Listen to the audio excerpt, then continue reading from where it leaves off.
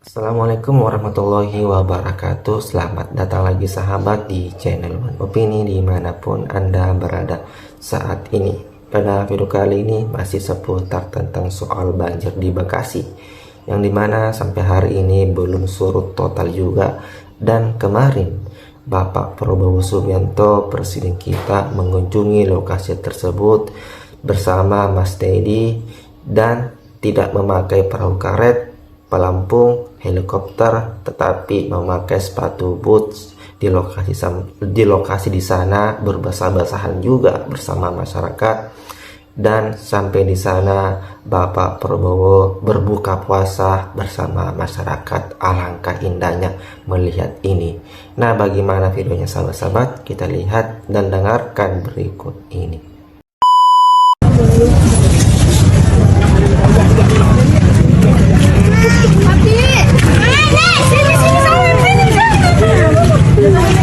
Banjir.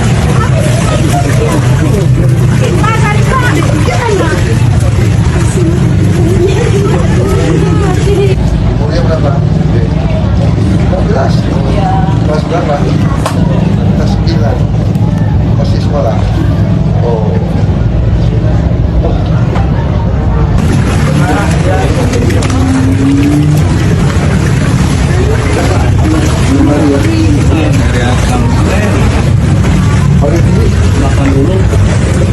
Ininya 80.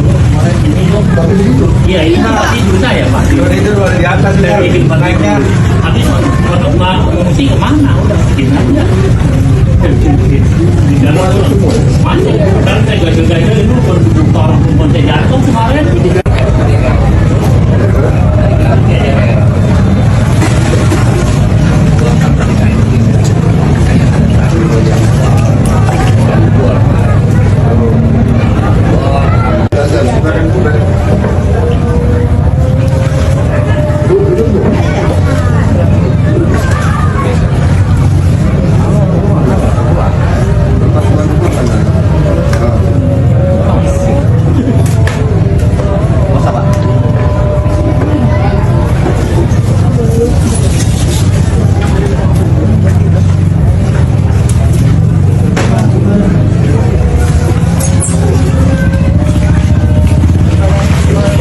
Dadan. Saya sekarang di Kecamatan Babelan. Oh, Bapak sudah ke sana? Ya, saya di sana di Kabupaten Bekasi, Kecamatan Ya. Babelan. Ya. Tapi mereka makannya belum sampai. Pak. Belum ya. Di Kecamatan Babelan. Ya, hanya memang kondisi mereka itu masih banyak banjir ini. Sekolah dasarnya SDN 04 masih kerendam, jadi harus dipikirkan nanti bagaimana pengiriman. Ya. Jadi gini, kita akan fokuskan SMPG-nya di daerah yang agak tinggi, kemudian bisa kirim ke sekolah-sekolah seperti itu. Ya, nanti dapurnya di tempat yang tinggi ya. Itu Iya, betul. Oke. Jadi sementara ini Pak, di Bekasi itu ada satu yang memang tidak operasional karena kerendam, tapi yang lainnya sih enggak.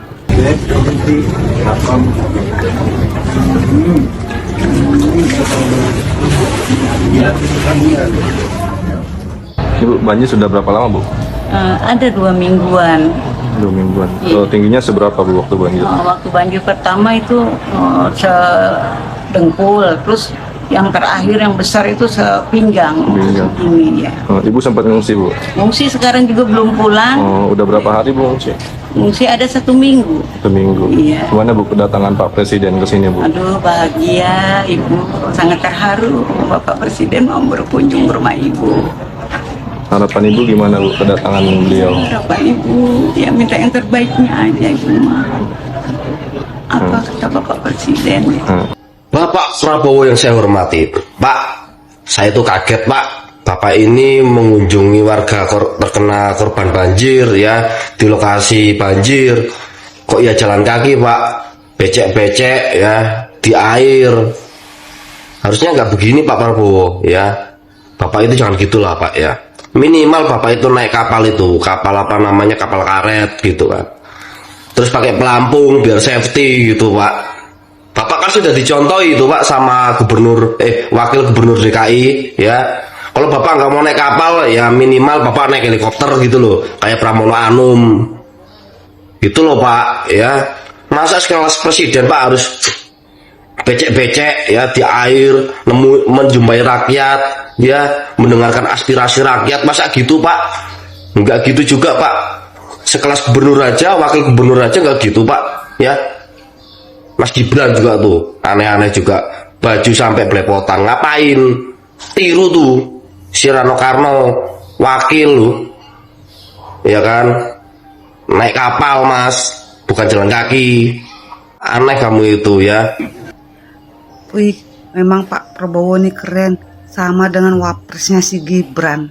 Emang dua ini, wah, sangat mencintai rakyatnya, sangatlah memikiri keadaan rakyatnya. Tengok tuh, seorang presiden aja meninjau banjir jalan kaki, berani basah-basahan, berani main kotor-kotoran juga. Aduh, keren banget emang. Itulah Pak Prabowo, gak harus menyusahkan orang, gak harus merepotkan tim SAR ya. Emang Pak Prabowo nih gak mau menyusahkan rakyat, sama dengan si Gibran. Nah, itulah karena selalu memikirkan rakyat. Gak kayak satu lagi, tim SAR-nya selalu dibuat repot. Di antara problem dari semuanya sekarang ini yang mencoba menyerang Gibran itu, menurut saya itu karena nggak suka Prabowo. Sebenarnya gitu. Iya. Jadi dia sudah terjebak sebenarnya pada pikiran kecil ini. Coba cek semuanya, intinya nggak suka Prabowo. Kalau misalnya Gibran jadi wakil Ganjar, no problem. No problem pasti. Gibran jadi wakilnya Anies Baswedan lebih nggak problem lagi. Iya. Tapi ini karena menjadi wakilnya Prabowo. Iya.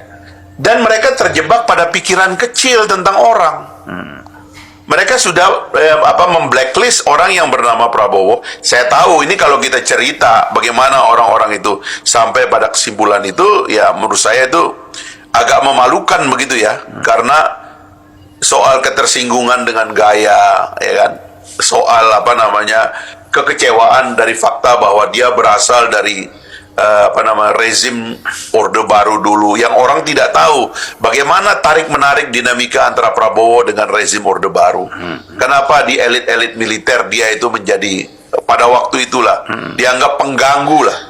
Sebagian karena sikap kritisnya, karena keberanian bertemu aktivis kayak kita, ya kan, karena outspoken, berani bicara, berani melontarkan perlunya reformasi ekonomi pada saat Orde Baru begitu kuat berkuasa. Tapi orang-orang itu dari dulu memang punya masalah pribadi dengan Prabowo. Jadi kalau kita cari rasionalitasnya tentang Gibran, tentang Pak Jokowi, nggak ada. Simply karena Pak Jokowi membiarkan, ya kata Pak Jokowi, Gibran sudah dewasa, ngapain dilarang-larang kan? Masa orang sudah jadi wali kota masih diatur kayak anak masih nyusu sama ibunya, kan nggak bisa begitu dong gitu. Tapi lagi-lagi kalau nyebut nama-nama, begitu dia nyerang Gibran itu pasti punya masalah dengan Pak Prabowo.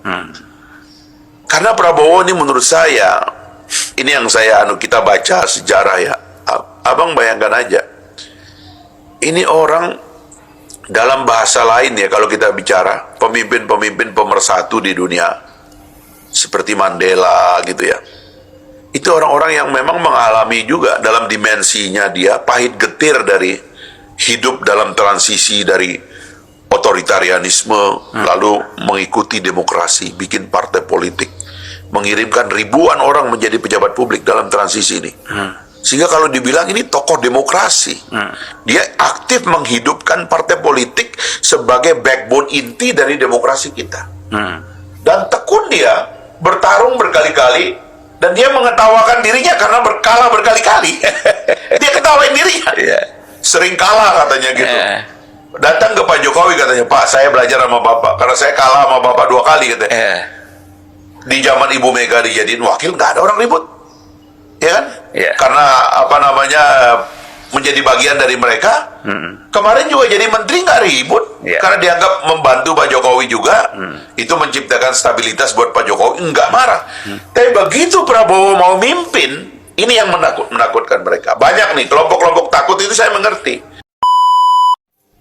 Nah, itulah tadi sahabat-sahabat beberapa cuplikan video yang dimana Bapak Prabowo Subianto, presiden kita, mengunjungi lokasi banjir di Bekasi, dan gaya belusukan dari Bapak Prabowo seperti Mas Gibran yang dimana hanya memakai sepatu boot berbasah-basahan melakukan kunjungan rumah. Dan lebih indahnya dilihat ketika Bapak Prabowo berbuka puasa seadanya saja di rumah masyarakat, dan tidak seperti apa yang kita lihat kemarin. Bapak Prabowo tidak menggunakan anggaran negara karena tidak memakai helikopter, tidak memakai perahu karet, dan tidak menyusahkan orang. Dan bagaimana pendapat Anda sahabat-sahabat mengenai ini? Silahkan komentar di bawah. Jangan lupa like dan subscribe. Sekian dan terima kasih.